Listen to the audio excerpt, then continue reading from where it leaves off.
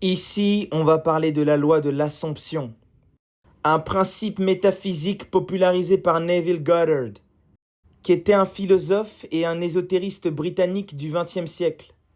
Cette loi affirme que votre réalité extérieure est la projection directe de vos croyances et de vos états intérieurs. Ce que vous assumez comme vrai dans votre esprit finit par se manifester dans votre vie. Neville Goddard y disait: vous ne pouvez jamais rien recevoir que vous n'ayez d'abord assumé être vrai. Comprenez que le monde que vous percevez n'est pas objectif.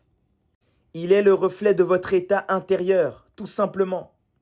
Tout ce que vous vivez, les opportunités, les rencontres, les obstacles, sont des miroirs de vos croyances profondes. Si vous assumez l'abondance, vous la vibrez réellement, la vie va orchestrer des situations pour vous attirer cette prospérité, cette abondance. Pas l'abondance dans le sens de l'ego et des comparaisons de la société, la véritable abondance. Si vous vibrez sincèrement le véritable amour, vous allez trouver le partenaire idéal qui vibre cet amour également. Pas celui des émotions et des sentiments. J'ai des sentiments pour toi aujourd'hui, je n'en ai plus demain. C'est pas ça l'amour. Si vous assumez la maladie, la peur, et vous la vibrez, vous allez attirer des situations de maladie et de peur.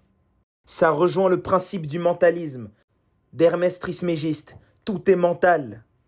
Le libre arbitre que vous pensez avoir, c'est une illusion, car ta réalité se plie à l'image que tu entretiens en toi-même. Neville Goddard y disait encore une phrase incroyable: les autres ne sont que des acteurs jouant les rôles que vous leur attribuez dans votre drame personnel. C'est ton propre théâtre, c'est ton propre jeu. C'est ça qui explique pourquoi les personnes vivent toujours des schémas répétitifs. Car vous jouez les rôles qu'on vous attribue. Et vous assumez inconsciemment ces réalités. Vous êtes vécu. On vous utilise dans le jeu des autres. Au lieu de prier pour recevoir, vibre la chose à l'intérieur de toi. Vibre la situation que tu veux vivre maintenant, pas dans le futur. Dès que tu te projettes dans le futur, tu es dans l'espérance. Tu considères que tu n'as pas cette chose. L'univers ne fonctionne pas comme ça. Il te renverra donc cette espérance. Comprenez-le une bonne fois pour toutes. Vivre vibratoirement, c'est vibrer les réalités que vous voulez matérialiser dans la vie today, not tomorrow. Tu peux faire la grève de la faim, arrêter de manger, prier comme un fou dans les églises. Ça ne marchera pas. Car vous êtes des divinités. Comment tu peux supplier des dieux extérieurs de te donner un pouvoir que tu as à l'intérieur de toi?